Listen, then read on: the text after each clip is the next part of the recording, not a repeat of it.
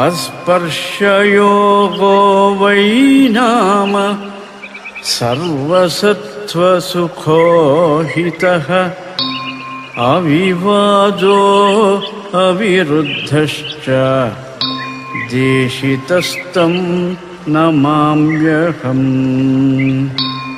अविवादो अविरुद्धश्च देशितस्तं नमाम्यहम्।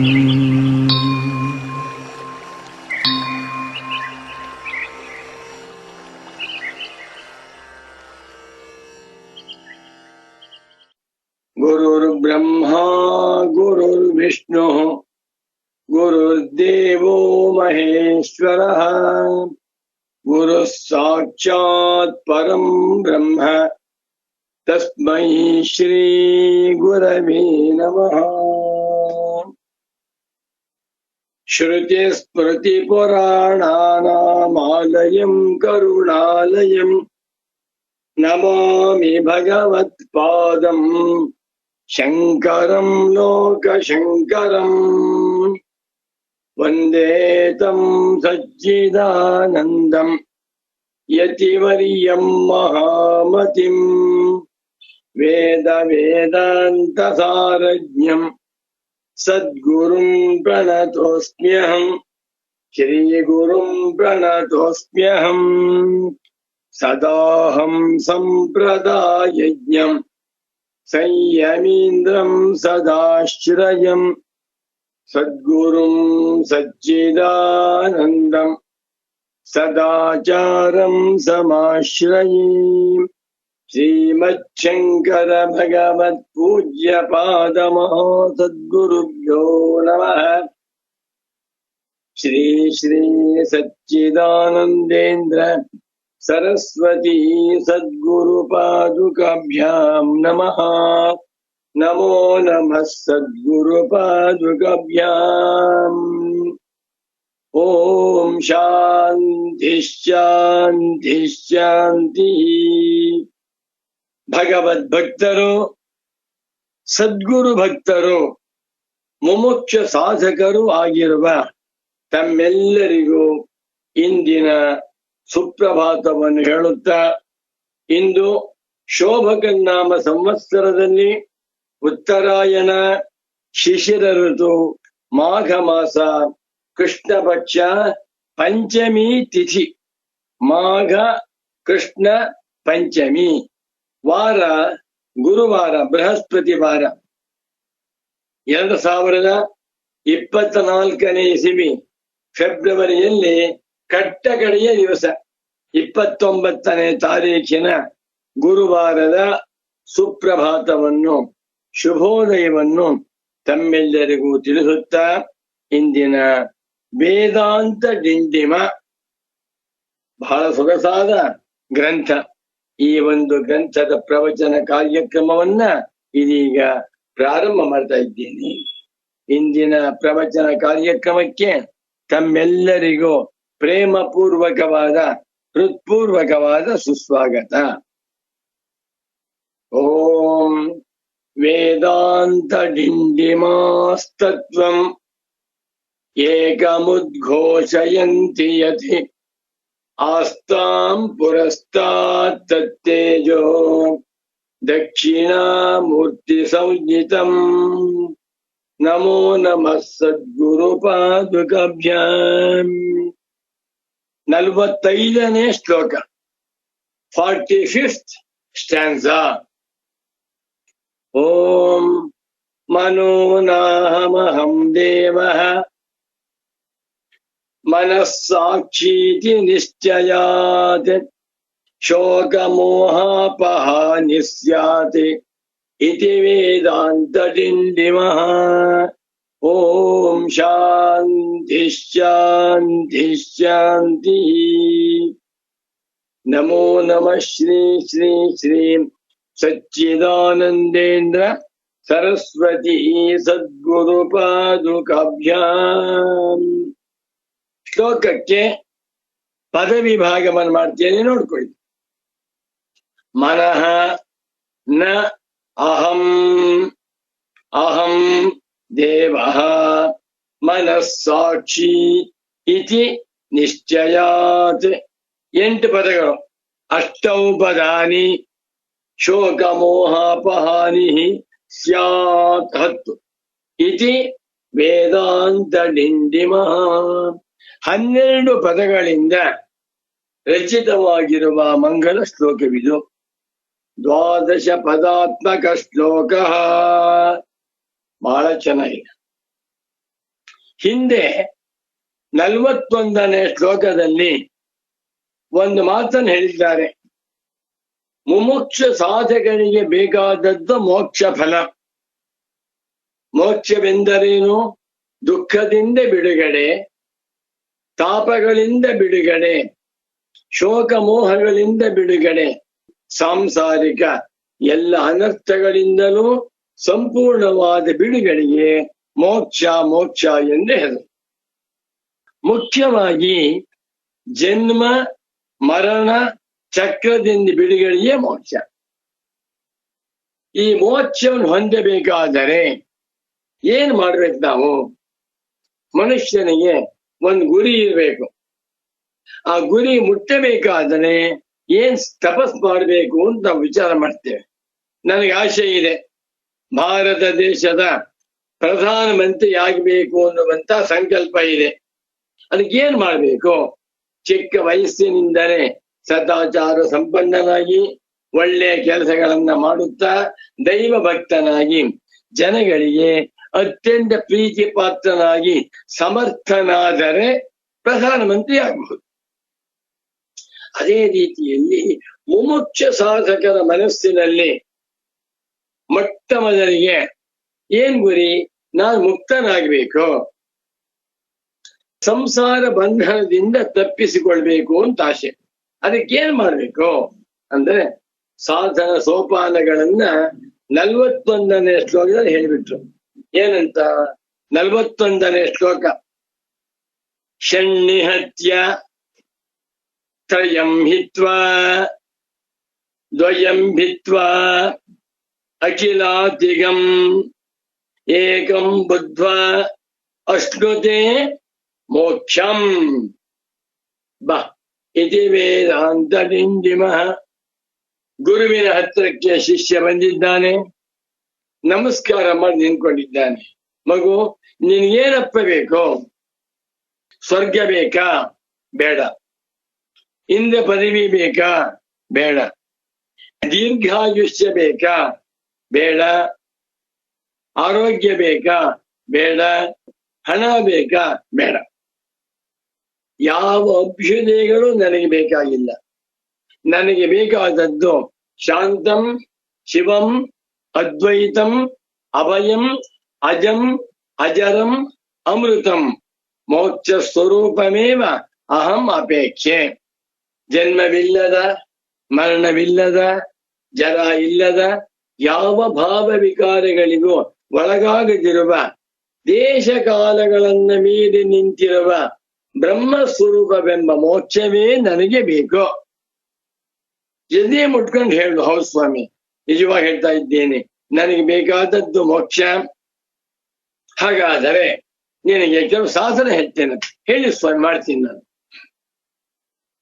ಮೊಟ್ಟ ಮೊದಲಿಗೆ ಶಟು ನಿಹತ್ಯ, 6 ನಾಶ ಮಾಡಿಕೋ, 6 ಕೊಲ್ಲು, 6 ದೋಷಗಳನ್ನ ಮೀರಿ ಹೋಗು ಒಂದು ಮೊಟ್ಟ ಮೊದಲಿಗೆ. ಯಾವುದದು? ಅದಕ್ಕೆ ಹೆಸರು 6 ಏನಪ್ಪಾ ಅಂತಂದ್ರೆ ಷಡೂರ್ಮಿಗಳು. ಊರ್ಮಿ ಅಂತಂದ್ರೇನು? ಅರೆ, ಷಡೂರ್ಮಿಗಳು ಬೇರೆ, ಹರಿಷಡ್ವರ್ಗಗಳೇ ಬೇರೆ, ಶಮಾಧಿ ಷಟ್ಕ ಸಂಪತ್ತಿಯೇ ಬೇರೆ. ಎಲ್ಲವೂ 6 6 6. 6 ಊರ್ಮಿಗಳು, 6 ಶತ್ರುಗಳು, 6 ಸಂಪತ್ತುಗಳು. 6 ಸಂಪತ್ತುಗಳನ್ನ ಪ್ರಯತ್ನ ಪೂರ್ವಕವಾಗಿ ಸಂಪಾದನೆ ಮಾಡಿಕೊಳ್ಳಬೇಕು. ಸುಮ್ಮನೆ ಪ್ರವಚನ ಮಾಡುವುದಲ್ಲ, ಅಥವಾ ಪ್ರವಚನವನ್ನು ಕೇಳುವುದು ಅಲ್ಲ. ಸಾಧನಗಳ ವಿಷಯದಲ್ಲಿ ಅವುಗಳನ್ನ ಸಾಧಕರು ಅನುಷ್ಠಾನ ಮಾಡಬೇಕು. ನನ್ನ ಪರಮ ಪೂಜ್ಯ ಸದ್ಗುರು ಪುಂಗವರಾದ ಶ್ರೀ ಶ್ರೀ ಶ್ರೀ ಸಚ್ಚಿದಾನಂದೇಂದ್ರ ಸರಸ್ವತಿ ಸ್ವಾಮೀಜಿಯವರು ಈ ಮಾತನ್ನು ಹೇಳ್ತಾ ಇದ್ರು. ಸಾಧನ ವಿಷಯಗಳನ್ನ ಕೇಳಿದಾಗ ಅವುಗಳನ್ನ ಅನುಷ್ಠಾನ ಮಾಡಬೇಕು. We should practise, bring them into your practice. Practise ಅನ್ನುವಾಗ ಕ್ರಿಯಾಪದ, you should bring them to practice ಅನ್ನುವಾಗ ನಾಮಪದ ಅಂತ ಹೇಳಿದ್ರು. ಅದು ಇಂಗ್ಲಿಷ್. ಯು ಶುಡ್ ಪ್ರಾಕ್ಟೀಸ್ ಅನ್ನುವಾಗ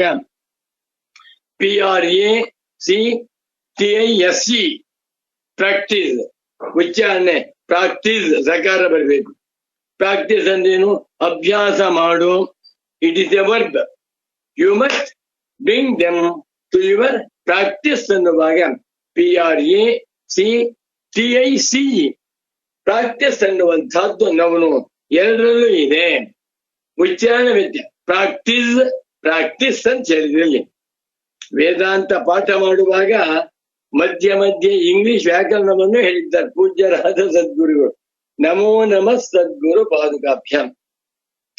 ಸಾಧನ ವಿಷಯಗಳನ್ನ ಕೇಳುವಾಗ ಅದನ್ನ ಗಟ್ಟು ಮಾಡುವುದು ಬೇಡ, ಬರೆದುಕೊಳ್ಳುವುದು ಬೇಡ, ಅದರಂತೆ ಅನುಷ್ಠಾನ ಮಾಡಬೇಕು. ಇನ್ನು ಸಿದ್ಧಾಂತ ವಿಚಾರಗಳನ್ನ ಕೇಳುವಾಗ, ವಸ್ತು ತಂತ್ರಜ್ಞಾನದ ವಿಚಾರವನ್ನ ಕೇಳುವಾಗ ಅಲ್ಲಿ ಮನನ ಮಾಡಬೇಕು. ಅದರಂತೆ ತಿಳ್ಕೊಳ್ಬೇಕೇ ಹೊರತು ಪ್ರಾಕ್ಟೀಸ್ ಮಾಡಬೇಕಾದೇನೂ ಇಲ್ಲ.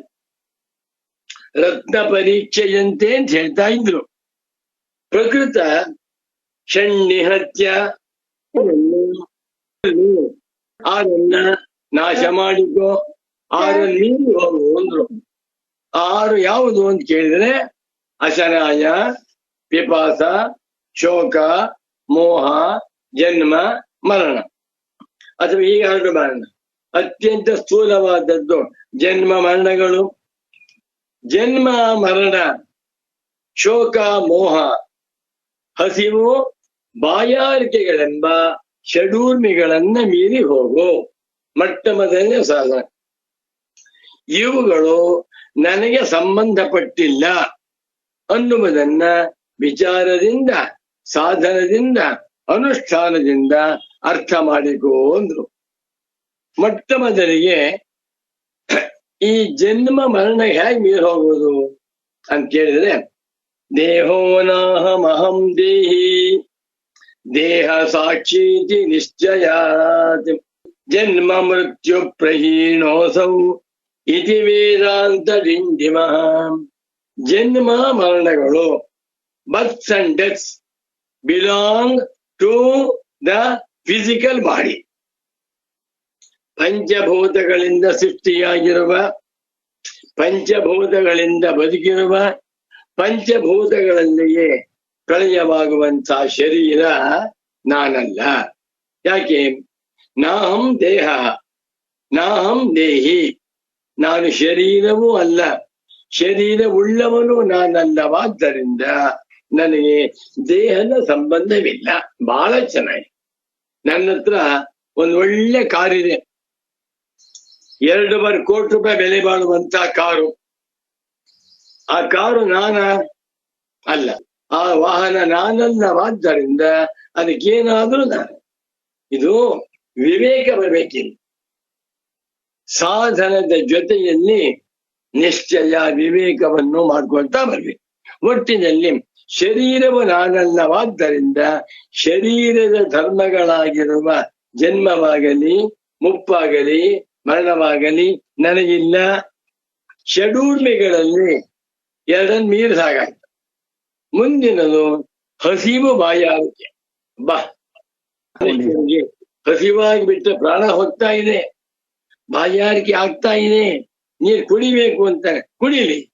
ಆದರೆ ಹಸಿವು ಬಾಯಾರಿಕೆಗಳು ನನ್ನ ಧರ್ಮಗಳಿಲ್ಲ. ಹಸಿವು ಮತ್ತು ಬಾಯಾರಿಕೆಗಳು ಪ್ರಾಣನ ಧರ್ಮ, ಪ್ರಾಣನಿಗೆ ಸೇರಿವೆ ಅಂತ ತಿಳಿದಾಗ ಹಸಿವು ಬಾಯಾರಿಕೆ ಎನ್ನುವಂತ ಊರ್ಮಿ ದ್ವಯಗಳನ್ನು ಮೀರಿದಾಗ. ಇವತ್ತಿನ ಬಹಳ ಮುಖ್ಯವಾದ್ದು ಶೋಕ, ಮೋಹ. ಶ್ರೀರಾಮ್ ಜೈ ರಾಮ್ ಜಯ. ಪ್ರತಿಯೊಬ್ಬ ಮನುಷ್ಯನನ್ನು ದುಃಖ ಕೂಪದಲ್ಲಿ, ಶೋಕ ಸಾಗರದಲ್ಲಿ ಮುಳುಗಿರುವಂತಹದ್ದು ಶೋಕ ಮತ್ತು ಮೋಹ. ಶೋಕ ಮನಸ್ಸಿಗೆ ದುಃಖ, ಮೋಹ ಮನಸ್ಸಿನ ಭ್ರಮೆ. ಮೋಹದಿಂದ ಶೋಕ, ಶೋಕದಿಂದ ಮೋಹ. ಪೂಜ್ಯರಾದ ಸದ್ಗುರುಗಳು ಒಂದು ಮಾತು ಹೇಳಿದ್ರು, ಶೋಕ ಮೋಹಗಳು ಟ್ವಿನ್ಸ್ ಆಫ್ ಅವಿದ್ಯಾ. ಅವಿದ್ಯೆಯ ಅವಳಿ ಯವಳಿ ಮಕ್ಕಳು. ಯತ್ರ ಶೋಕ ತತ್ರ ಮೋಹ, ಯತ್ರ ಮೋಹ ತತ್ರ ಶೋಕ.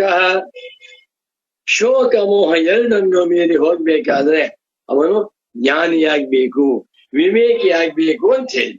ಇವತ್ತಿನ ಶ್ಲೋಕ ನೋಡಿ, ಮನೋನಾಹಮಹಂ ದೇವಃ ಮನಸ್ಸಾಕ್ಷೀತಿ ನಿಶ್ಚಯಾತ್. ಇದು ಮನಸಾಕ್ಷಿ ಅಲ್ಲ, ದೇಹ ಸಾಕ್ಷಿ, ಪ್ರಾಣ ಸಾಕ್ಷಿ ಕರೆಕ್ಟ್. ಆದರೆ ಮನಸಾಕ್ಷಿ ಅಲ್ಲ, ಮನಸ್ಸಾಕ್ಷಿ. ಸಾಕ್ಷಾತ್ ಬೇಕು ಅಂತ ಹೇಳಿದ್ರು ಪೂಜ್ಯರಾದ ಸದ್ಗುರುಗಳು. ನೋಡಪ್ಪ ಮಗು, ಓದುವಾಗ ನೀನು ಸರಿಯಾಗು. ದೇಹ ಸಾಕ್ಷೀತಿ ನಿಶ್ಚಯಾತಿ ಸರಿ, ಪ್ರಾಣ ಸಾಕ್ಷೀತಿ ನಿಶ್ಚಯಾತಿ ಸರಿ. ಆದರೆ ಮನಸಾಕ್ಷೀತಿ ನಿಶ್ಚಯಾತ್ ಅಲ್ಲ. ಮನಃ ಪ್ಲಸ್ ಸಾಕ್ಷಿ.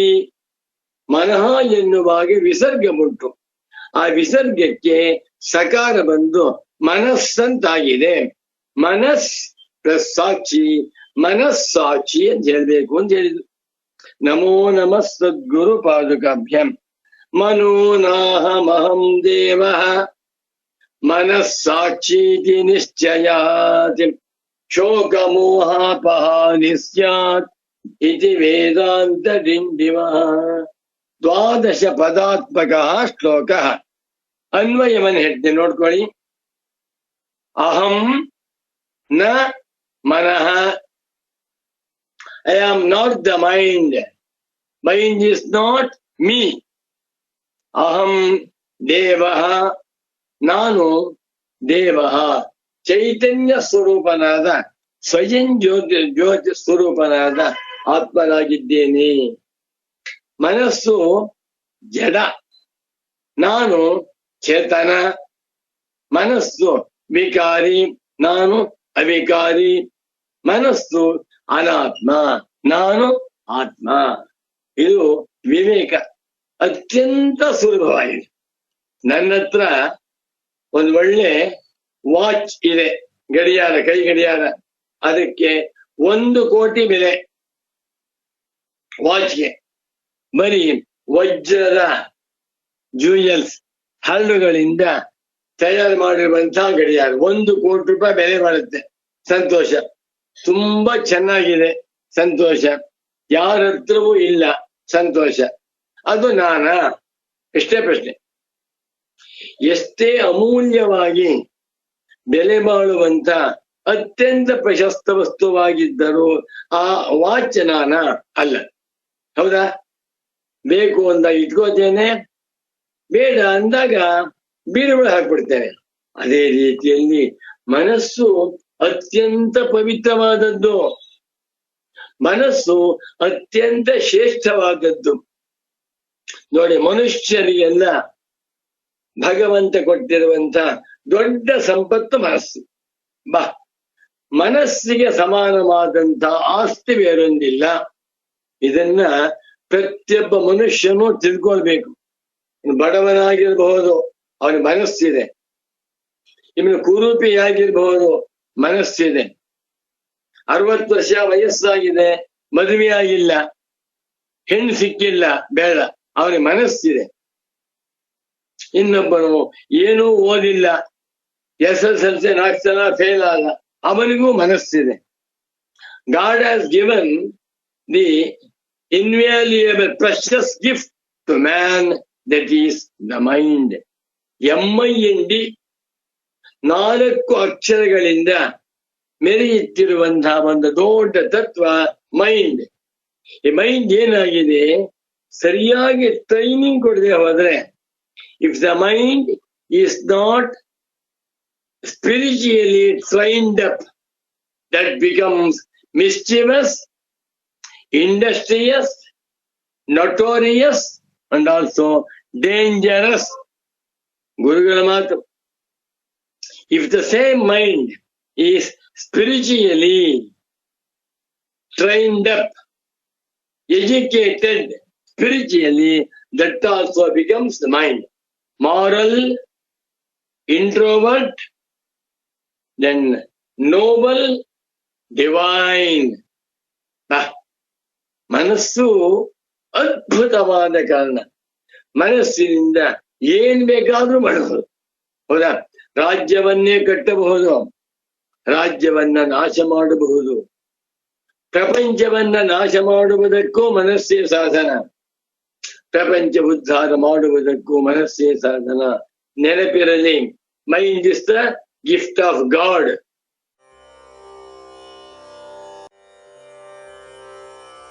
ಬರಿದೆ ತೊಳಲದಿರು ಮನವೇ. ಮನಸ್ಸು ಮನುಷ್ಯನಿಗೆ ಭಗವಂತನ ವರ. ಮನಸ್ಸು ಮಾಡಿದವನು ಏನು ಬೇಕಾದರೂ ಸಾಧಿಸಬಹುದಲ್ಲವೇ? ಈ ಅಮೂಲ್ಯವಾದ ಮನಸ್ಸನ್ನು ಯಾವ ಕಾರಣಕ್ಕೂ ಕೆಡಿಸಿಕೊಳ್ಳಬಾರದು. ಮನಸ್ಸಿದ್ದರೆ ಮಾರ್ಗ. ಈ ಹಾಡಿನಲ್ಲಿ ಶ್ರೀಗಳು ಸತ್ವ, ರಜಸ್ ಮತ್ತು ತಮಸ್ ಎಂಬ 3 ಗುಣಗಳನ್ನು ಮಾನವನು ಹೇಗೆ ದಾಟಿ ತ್ರಿಗುಣಾತೀತನಾಗಬಹುದೆಂದು ಈ 3 ಗುಣಗಳ ಸ್ವಭಾವಗಳನ್ನು ಅಚ್ಚುಕಟ್ಟಾಗಿ ನಿರೂಪಿಸಿದ್ದಾರೆ. ನಮ್ಮ ಎಚ್ಚರ ಕನಸುಗಳಲ್ಲಿ ಮನಸ್ಸಿನ ಸ್ವಭಾವ ಯಾವುದಾದರೂ ಒಂದು ವೃತ್ತಿಯಲ್ಲಿ ತೊಡಗಿರಲೇಬೇಕು. ಈ ವೃತ್ತಿಯನ್ನು ನಮ್ಮ ಪ್ರಾರಬ್ಧಕ್ಕೆ ಬಂದಿರುವ ಪ್ರವೃತ್ತಿಯಲ್ಲಿ ಸಾತ್ವಿಕದ ಕಡೆಗೆ ತಿರುಗಿಸಿಕೊಳ್ಳುವುದೇ ನಿಜವಾದ ಸಾಧನೆ. ಸತ್ಕರ್ಮದಿಂದ ತಮಸ್ಸನ್ನು, ಸತ್ಸಂಗದಿಂದ ರಜಸ್ಸನ್ನು ಹಾಗೂ ಜ್ಞಾನದಿಂದ ಸತ್ವವನ್ನೂ ಮೀರಬಹುದು. ಇದು ಬದುಕಿರುವಾಗಲೇ ಸಾಧ್ಯ. ಸ್ವಲ್ಪ ಮನಸ್ಸು ಮಾಡಬೇಕು ಅಷ್ಟೇ. ಭಗವಾನ್ ಸುರೇಶ್ವರಾಚಾರ್ಯರು ತಮ್ಮ ನೈಷ್ಕರ್ಮ್ಯ ಸಿದ್ಧಿ ವಾರ್ತಿಕದಲ್ಲಿ 1:48 ಹೀಗೆ ಸೂಚಿಸಿದ್ದಾರೆ: ವ್ಯುತ್ಥಿತ ಶೇಷಕಾಮೇಭ್ಯೋ ಯದಾ ಧೀರವತಿಷ್ಠತೆ ತದೈವ ಪ್ರತ್ಯಗಾತ್ಮಾನಂ ಸ್ವಯಮೇವ ವಿವಿಕ್ಷತಿ. ಅಂದರೆ ರಜಸ್ ತಮಸ್ಸುಗಳೆಂಬ ಮಲದಿಂದ ಕೂಡಿಕೊಂಡಿರುವ ಚಿತ್ತವನ್ನು ನಿತ್ಯ ನೈಮಿತ್ತಿಕ ಸದಾಚಾರಮ ಕರ್ಮಗಳಿಂದ ತೊಳೆದುಕೊಂಡು ಮಲವನ್ನು ನೀಗಿಕೊಳ್ಳುವನೋ ಆಗ ಅಂತಃಕರಣವು ಶುದ್ಧವಾಗಿ ಪ್ರತ್ಯಗಾತ್ಮನನ್ನು ತಾನೇ ಗುರುವಿನ ಸಹಾಯದಿಂದ ಹುಡುಕುವುದು. ಬೃಹದಾರಣ್ಯಕ ಉಪನಿಷತ್ತಿನಲ್ಲಿಯೂ ಯೋವ ಏತದಕ್ಷರಂ ಗಾರ್ಗಿ ಅವಿದಿತ್ವಾ ಅಸ್ಮಾಲ್ಲೋಕಾನ್ ಪ್ರೈತಿ ಸಕೃಪಣಃ ಅಥ ಯೋವ ಏತದಕ್ಷರಂ ವಿದಿತ್ವಾ ಅಸ್ಮಾಲ್ಲೋಕಾತ್ ಪ್ರೈತಿ ಸ ಬ್ರಾಹ್ಮಣಃ ಎಂದಿದೆ. ಅಂದರೆ ಯಾರು ಈ ಅಕ್ಷರತತ್ವ ಆತ್ಮನ ನೈಜಸ್ವರೂಪ ಅನುಭವದಲ್ಲಿ ತಿಳಿಯುತ್ತಾರೋ ಅವರು ಮಾತ್ರ ಬ್ರಾಹ್ಮಣರು, ಮಿಕ್ಕವರೆಲ್ಲ ಕೃಪಣರೇ. ಶ್ರೀಗಳು ಕರುಣೆಯಿಂದ ನಮ್ಮ ಮನಸ್ಸಿಗೆ ಹೀಗೆ ವಿವೇಕ ಹೇಳುತ್ತಿದ್ದಾರೆ: ಬರಿದೆ ತೊಳಲದಿರು ಮನವೇ ಎಂದು.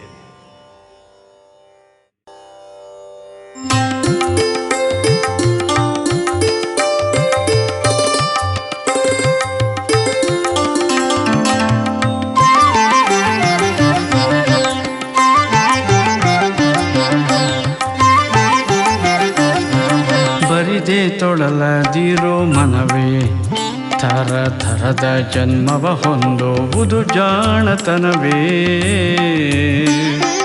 ಬರಿದೆ ತೊಳಲದಿರೋ ಮನವೇ, ಥರ ಥರದ ಜನ್ಮವ ಹೊಂದುವುದು ಜಾಣತನವೇ.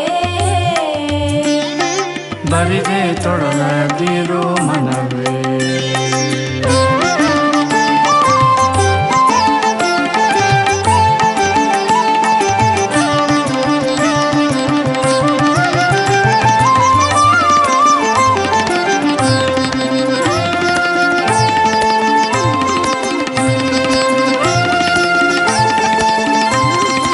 ಮರಹು ನಿದ್ದೆಯ ಗೆಲು ನೀನು, ಬರೀ ಮರಗಿಡವಾಗಿ ಬೆಳೆದು ಫಲವೇನು. ಮರಹು ನಿದ್ದೆಯ ಗೆಲು ನೀನು, ಬರೀ ಮರಗಿಡವಾಗಿ ಬೆಳೆದು ಫಲವೇನು. ತೆರೆದು ಕಂಗಳ ನೋಡು ತಿನ್ನು, ಬಿಡದೊರೆಸು ಸತ್ಕರ್ಮದಿ ತಾಮಸವನ್ನು.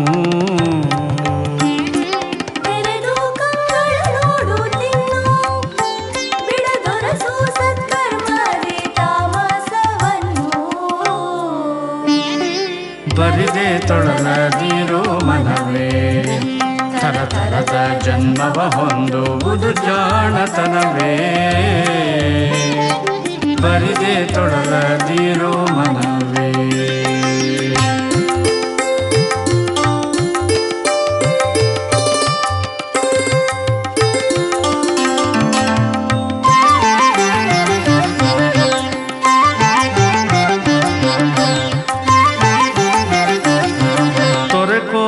ತಾಪವನೆಲ್ಲ ಹಂದಿ ನರಿನಾಯಿಯಾಗಿ ಬಾಳುವುದು ಥರವಲ್ಲ.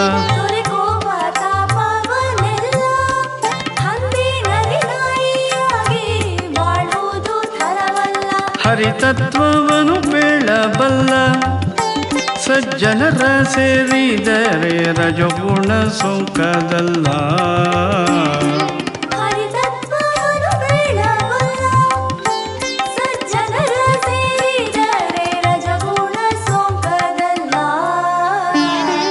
ಬರಿದೆ ತೊಡಲದಿರೋ ಮನವೇ.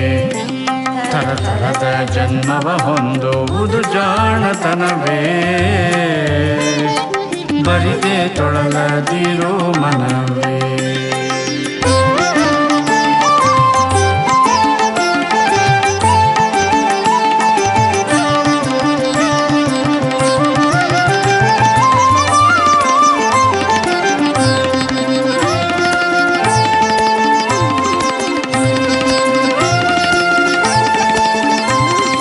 ಸಾತ್ವಿಕನೆನೆ ಹಿಗ್ಗಲೇಕೆ ಶ್ರೋತ್ರಿಯತ್ವದ ಜನುಮಂಗಳಿರುತ್ತೀರೆ ಸಾಕೆ.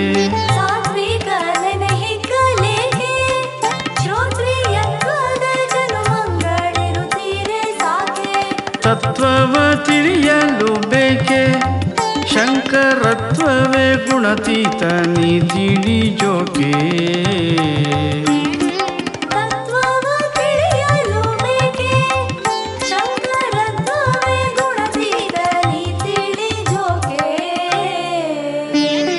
ಬರಿದೆ ತೊಡಲದಿರೋ ಮನವೇ. ಥರ ಥರದ ಜನ್ಮವ ಹೊಂದುವುದು ಜಾಣತನವೇ. ಬರಿದೆ ತೊಡಲದಿರೋ ಮನವೇ. ಬರಿದೆ ತೊಡಲದಿರೋ ಮನವೇ. ಬರಿದೆ ತೊಡಲದಿರೋ ಮನವೇ.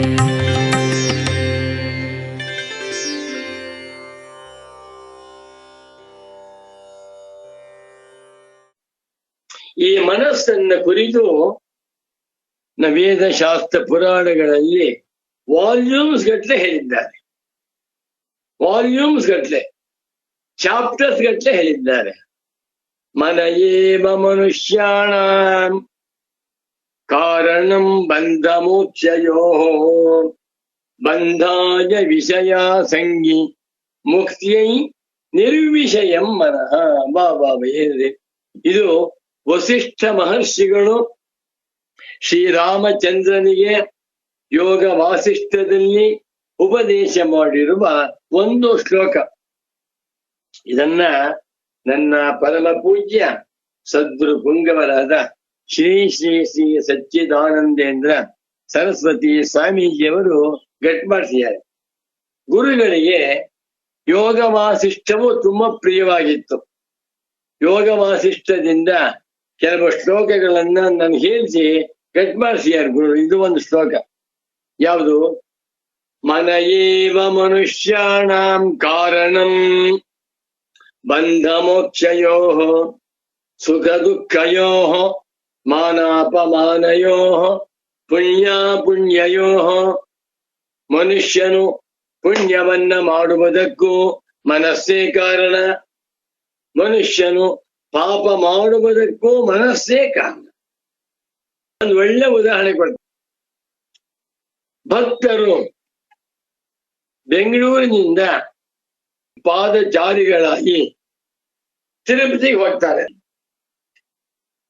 ಸುಮಾರು 1 ವಾರ ಬಹಳ ಕಷ್ಟಪಟ್ಕೊಂಡು ಏಕಭಕ್ತ ಒಂದು ಊಟ ಮಾಡಿಕೊಂಡು ತಿರುಪತಿಗೆ ಹೋಗಿ ಬೆಟ್ಟ ಹತ್ಕೊಂಡು ಮೇಲಕ್ಕೆ ಹೋಗಿ ಭಗವಂತ ವೆಂಕಟೇಶ್ವರ ನಿನ್ ದರ್ಶನವಾಯ್ತಪ್ಪ ಧನ್ಯನಾದೆ ಅಂತ ಹೇಳಿ ಆ ದೇವರ ತಟ್ಟೆಗೆ 1000 ರೂಪಾಯಿ ಹಾಕ್ತಾರೆ.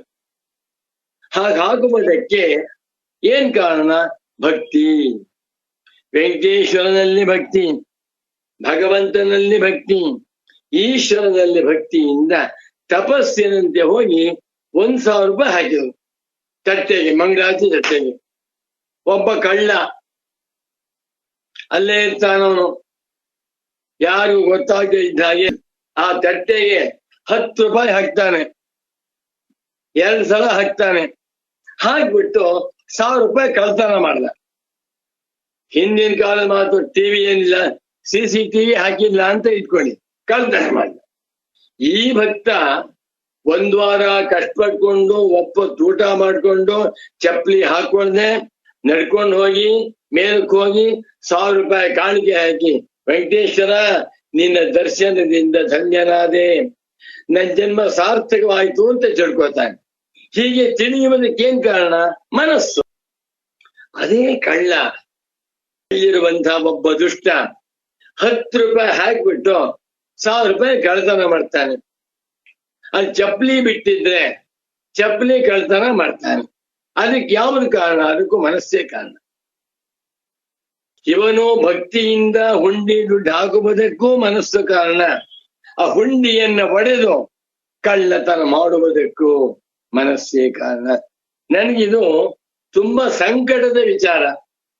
ದೇವಸ್ಥಾನಗಳಲ್ಲಿ ದೇವನ ಸಾನ್ನಿಧ್ಯ ಉಂಟು.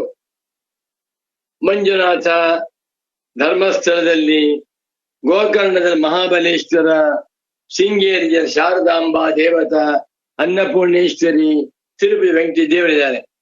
ದೇವರಿದ್ದಾರೆ ಅಂದಮೇಲೆ ಅಲ್ಲಿ ಬೀಗ ಇರಬಾರದು, ಹುಂಡಿ ಬೀಗನೇ ಹಾಕ್ಬಾರ್ದು. ಬೇಕಾದ ಸುರಿತಾ ಇರಲಿ, ಸಾವಿರಾರು ಜನ ನೋಡ್ತಾ ಇರಲಿ, ಯಾರು ಕಳ್ತನ ಮಾಡಬಾರದು. ಅಕಸ್ಮಾತ್ ಏನಾದ್ರೂ ಕಳ್ಳತನ ಮಾಡುವುದಕ್ಕೆ ಕೈ ಹಾಕಿದ್ರೆ ಅಲ್ಲೇ ಕೈಗೆ ಪಾರ್ಶ್ವವಾಯು ಹೊಡೆದು ಬಿಡಬೇಕು. ಎಲ್ಲಿಯೂ ದೇವಸ್ಥಾನಗಳಲ್ಲಿ ಚಿನ್ನ, ಬೆಳ್ಳಿ, ವಜ್ರದ ಗೀತ ಬೇಕಾದಷ್ಟು ಇರೋರು, ಬೀಗನೇ ಇಲ್ಲ, ಬಾಗಿಲೇ ಇಲ್ಲ, ಸೆಕ್ಯೂರಿಟಿ ಇಲ್ಲ, ಪೊಲೀಸ್ ಇಲ್ಲ. ಯಾಕೆ? ಭಗವಂತನೇ ಇದ್ದಾನಲ್ಲ. ಅಲ್ಲಮ್ಮ, ಭಗವಂತ ಅಲ್ಲಿ ಇರೋದ್ರಿಂದಲೇ ಜನ ಹೋಗ್ತಾ ಇದ್ದಾರೆ. ಆ ಪರಮಾತ್ಮನಿಗೆ ತನ್ನನ್ನು ಕಾಪಾಡಿಕೊಳ್ಳುವಷ್ಟು ಸಾಮರ್ಥ್ಯವಿಲ್ಲವ? ಇದೆ. ನನ್ನ ಉದ್ದೇಶ ಕಳ್ಳತನ ಬೇಡ.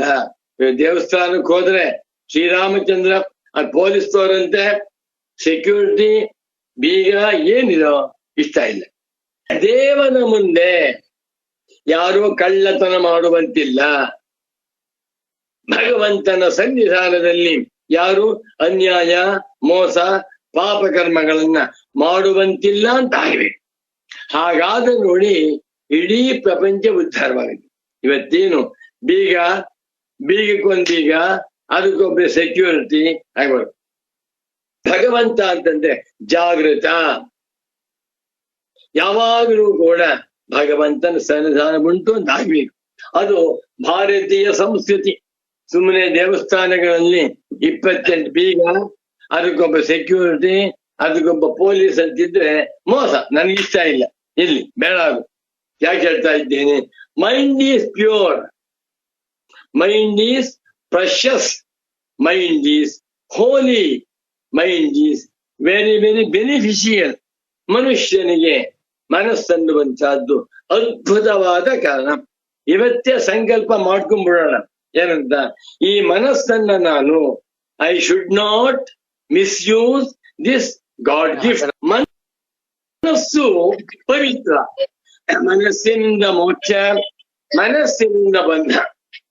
ಈ ಮನಸ್ಸನ್ನ ಮರ್ಕಟ ಅಂತ, ಮನೋಮರ್ಕಟ, ಮನೋವ್ಯಾಘ್ರ, ಹುಲಿ, ಹೆಬ್ಬುಲಿ, ವೆರಿ ಡೇಂಜರಸ್. ಬ್ರಹ್ಮಜ್ಞಾನಿಗಳಿಗೆ ಈ ಮನಸ್ಸು ಮೊಲ, ಅಜ್ಞಾನಿಗಳಿಗೆ ಈ ಮನಸ್ಸು ಮಹಾವ್ಯಾಘ್ರ. ಅಜ್ಞಾನಿಗಳನ್ನ ಸಂಸಾರ ಸಾಗರದಲ್ಲಿ ಕೆಡವಿ ಬಿಟ್ಟು ಡ್ಯಾನ್ಸ್ ಮಾಡುತ್ತೆ ಮನಸ್ಸು. ಆದರೆ ಬ್ರಹ್ಮಜ್ಞಾನಿಗಳ ಮುಂದೆ ಕೂತ್ಕೊಂಡು ಅದು ಬ್ರಹ್ಮಜ್ಞಾನಿಗಳ ಸ್ಥಿತಿಯಲ್ಲಿ ನಲಿತಾ ಇರುತ್ತೆ. ನಮ್ ಕೈಯಲ್ಲಿ ಈ ಮನಸ್ಸು ಅದ್ಭುತ. ವಿಜ್ಞಾನಿಗಳಿಗೆ ಪ್ರಶಸ್ತಿ ಬರುತ್ತಿರುವುದು ಮನಸ್ಸಿನಿಂದ. ಒಬ್ಬ ಮನುಷ್ಯನಿಗೆ ನೊಬೆಲ್ ಪ್ರೈಸ್ ಬಂದಿದೆ ಯಾತರಿಂದ? ಸಂಶೋಧನೆಯಿಂದ. ಸಂಶೋಧನೆ ಯಾತರಿಂದ? ಮನಸ್ಸಿನಿಂದ. ಮತ್ತೊಬ್ಬನಿಗೆ ಭಾರತ ರತ್ನ ಪ್ರಶಸ್ತಿ ಬಂದಿದೆ ಯಾತರಿಂದ? ಅವನ ಸೇವೆಯಿಂದ. ಸೇವೆ ಯಾತರಿಂದ? ಮನಸ್ಸಿನಿಂದ. ಅಬ್ಬಾ, ಇವತ್ತು ಒಂದ್ ದೊಡ್ಡ ಅದ್ಭುತ ಅಂತಂದ್ರೆ ಕಂಪ್ಯೂಟರ್, ಮೊಬೈಲ್. ಪರಮಾದ್ಭುತ, ಪರಮಾಶ್ಚರ್ಯ. ಇಡೀ ವಿಶ್ವದಲ್ಲಿ 21ನೇ ಶತಮಾನದಲ್ಲಿ ಅದ್ಭುತವಾದಂತ ವಂಡರ್ ಯಾವ್ದಪ್ಪ ಅಂತಂದ್ರೆ ಮೊಬೈಲ್. ಹೌದಾ? ಸುಮಾರು 3 ಇಂಚ್ ಅಗಲ, 6 ಇಂಚ್ ಉದ್ದ. ಇವನ್ ಇನ್ಸ್ಟ್ರೂಮೆಂಟ್ ಏನೇನಿದೆ ಪ್ರಪಂಚವೆಲ್ಲ ಇದೆ. ಆ ಗೂಗಲ್ ಅಂತ ಇದೆಯಲ್ಲ, ಎಲ್ಲವೂ ಇದೆ. ಇಂಥ ಮೊಬೈಲ್ ಅನ್ನ ಕಂಡು ಹಿಡಿದವನು ಯಾರು? ಮನುಷ್ಯ. ಪಶುವಲ್ಲ. ಕುದುರೆ, ಸಿಂಹ, ಹುಲಿ, ಆನೆ, ಒಂಟೆಗಳು ಮೊಬೈಲ್ ಕಂಡು ಹಿಡಿದಿಲ್ಲ. ಮೊಬೈಲ್ ಕಂಡು ಹಿಡಿದವನು ಯಾರು? ಮನುಷ್ಯ. ಯಾತರಿಂದ? ಮನಸ್ಸಿನಿಂದ. ಯೋಚನೆ ಮಾಡಿ, ಮನಸ್ಸು ಎಷ್ಟು ಅದ್ಭುತವಾದಂತಹ ಕಾರಣ. Artificial intelligence for Bharat, AI for Bharat. AI for Bharat ಅಂತ ಒಂದು ಹೊಸದಾಗಿ ಮಾಡ್ತಾ ಇದ್ದಾರೆ ಚೆನ್ನೈನಲ್ಲಿರುವ IIT ನಲ್ಲಿ. ಅದು ಬಂದ್ಬಿಟ್ರೆ ತುಂಬಾ ಅನುಕೂಲವಾಗತ್ತೆ ಅಂತ ಹೇಳಿದ್ರು ಅವರು. ಒಂದು ಭಾಷೆಯಲ್ಲಿ ಯಾರಾದ್ರೂ ಮಾತನಾಡಿದ್ರೆ ಅವರವರ ಭಾಷೆಗೆ ತರ್ಜುಮೆಯಾಗಿ ಕೇಳಿಸುತ್ತಂತೆ, ಅರ್ಥ ಹೇಳುತ್ತೆ. 1,000 ಭಾಷೆಗಳಿಗೂ ಕೂಡ ತರ್ಜುಮೆ ಸಹಜವಾಗಿ ಉಂಟಾಗುವಂತ ಒಂದು ಆ್ಯಪ್, ಅದು ಯಾವುದನ್ನು ಮಾಡ್ತಾ ಇದ್ದಾರೆ ಅಂತ ಹೇಳಿದ್ರು. ಮಾಡುವ ಸಾಧನ ಯಾವುದು? ಮನಸ್ಸು. ನೋಡಿದ್ರ, ಮನುಷ್ಯನ ಹೆಸರೇ ಮನಸ್ವಿ. ಇಂಥ ಮನಸ್ಸನ್ನ ಇಟ್ಟುಕೊಂಡು ಇಡೀ ಪ್ರಪಂಚವನ್ನೇ ಗೆಲ್ತಾ ಇದ್ದಾನೆ ಮನುಷ್ಯ. ತುಂಬಾ ಸಂತೋಷ. ಇದು ಆಶ್ಚರ್ಯವೇನಲ್ಲ. ನಮ್ಮ ಪ್ರಾಚೀನ ಮಹರ್ಷಿಗಳು 16 ಸಹಸ್ರ ವರ್ಷಗಳ ಹಿಂದೆ ಮಾತು ಹೇಳ್ಬಿಟ್ಟು, ಎನ್ ಮನಸಾನ ಮನುತೆ ಏನ ಹುರ್ಮನೋ ಮತಂ ತದೇವ ಬ್ರಹ್ಮತ್ವಂ ವಿದ್ಯೆ ನೇದಂ ಯಜಿದಮುಪಾಸತೆ. ಈ ಮನಸ್ಸು ಬ್ರಹ್ಮವನ್ನರಿಯಲಾರದು. ಮನಸ್ಸು ಪ್ರಚಂಡ, ಮನಸ್ಸು ಅದ್ಭುತ, ಮನಸ್ಸು ಸೂಕ್ಷ್ಮಾತಿ ಸೂಕ್ಷ್ಮ, ಮನಸ್ಸು ಸಮರ್ಥ. ಇಂಥ ಮನಸ್ಸು ಆತ್ಮನನ್ನರಿಯಲಾರದು. ಆತ್ಮನ ಸನ್ನಿಧಾನದಿಂದಲೇ ಈ ಮನಸ್ಸು ಕೆಲಸ ಮಾಡ್ತಾ ಇದೆ. ಆ ಆತ್ಮನೇ ಬ್ರಹ್ಮ, ಬ್ರಹ್ಮವೇ ಆತ್ಮ ಎನ್ನುವ ರಹಸ್ಯವನ್ನ ಭಗವಾನ್ ಶಂಕರಾಚಾರ್ಯರು, ಗೌಡಪಾದಾಚಾರ್ಯರು, ಹಿಂದಿನ ಎಲ್ಲ ಮಹರ್ಷಿಗಳು ಅರ್ಥ ಮಾಡ್ಕೊಂಡಿದ್ರು. ಯೋಚನೆ ಮಾಡಿ, ಮನಸ್ಸಿನ ಬಗ್ಗೆ ಎಷ್ಟು ಸಂಶೋಧನೆ ಮಾಡಿದರೂ ಕೂಡ ಇದೆಲ್ಲವೂ ಜುಜಿಬಿ. ಯಾವ ದೃಷ್ಟಿಯಿಂದ? ಪ್ರಾಚೀನ ಮಹರ್ಷಿಗಳು ಮಾಡಿರುವಂತ ಸಂಶೋಧನೆ ಎಷ್ಟು ಮಟ್ಟಿಗೆ ಹೋಗ್ಬಿಟ್ರು. ಭಗವಾನ್ ರಮಣ ಮಹರ್ಷಿಗಳು ಅಬ್ಬಾ ಬ್ರಹ್ಮನಿಷ್ಠ, ಜೀವನ್ಮುಕ್ತ, ಮನೋತಿಗ, ಮನ ಅತಿಗ, ಮನಸ್ಸನ್ನು ಮೀರಿ ಹೋಗಿರುವಂತಹ ಮಹಾತ್ಮ. ಅವರು ಮಾತು ಹೇಳ್ತಾರೆ, ನನಗೆ ಇಷ್ಟವಾದ ಶ್ಲೋಕವಿದು. ರಮಣ ಮಹರ್ಷಿಗಳ ಒಂದು ವಾಕ್ಯವನ್ನು ಹೇಳ್ತೇನೆ ಕೇಳಿ. ಇದು ಉಪದೇಶ ಸಾರದಲ್ಲಿದೆ. ಮಾನಸಂತು ಕಿಂ ಮಾರ್ಗಣೇ ಕೃತೆ ನೈವ ಮಾನಸಂ ಮಾರ್ಗಾರ್ಜವಾತ್. ಅಬ್ಬಬ್ಬಬ್ಬಬ್ಬ, ಇದು ನನಗೇನು ಆಶ್ಚರ್ಯವಲ್ಲ. ರಮಣ ಮಹರ್ಷಿಗಳ ಸಂಶೋಧನೆ ಆಶ್ಚರ್ಯ. ಸುಬ್ರಾಯ ಶರ್ಮನಿಗೇನು ಆಶ್ಚರ್ಯವಲ್ಲ. ಯಾಕೆ? ನಾನು ಗೌಡಪಾದರ ಮಾಂಡೋಕ್ಯ ಕಾರಿಕೆ, ಸಚ್ಚಿದಾನಂದೇಂದ್ರ ಸರಸ್ವತಿ ಸ್ವಾಮೀಜಿಯವರ ಮಾಂಡೋಕ್ಯ ರಹಸ್ಯ ವಿವೃತಿ, ಮೇಲಾಗಿ ಸಚ್ಚಿದಾನಂದೇಂದ್ರ ಸರಸ್ವತಿ ಸ್ವಾಮಿಗಳವರ ನೇರಾದ ಶಿಷ್ಯ ಉಪದೇಶ ಹೆಸರು ಹೇಳಿದ್ದಾರೆ. ರಮಣ ಮಹರ್ಷಿಗಳು ಏನ್ ಹೇಳಿದ್ದಾರೋ ಅದನ್ನ ಗೌಡಪಾದಾಚಾರಿ ಹೇಳಿಬಿಟ್ಟಿದ್ದಾರೆ. ಎಲ್ಲಿ? ಒಂದು ವಾಕ್ಯ ಹೇಳ್ತೇನೆ. ಆತ್ಮ ಸತ್ಯಾನುಬೋಧೇನ ನ ಸಂಕಲ್ಪಯತೆ ಯದಾ ಅಮನಸ್ತಾಂ ತದಾ ಯಾತಿ ಗ್ರಾಹ್ಯಾಭಾವೇ ತದಗ್ರಹಂ. ಅಮನಸ್ಥ ಸ್ಥಿತಿ. ಒಂದು ಪುಸ್ತಕ ಸಿದ್ಧ ಮಾಡ್ತಾ ಇದ್ದೇನೆ. ಆ ಪುಸ್ತಕಕ್ಕೆ ಹೆಸರು ಮನೋಮರ್ಕಟ ವಿಜಯ.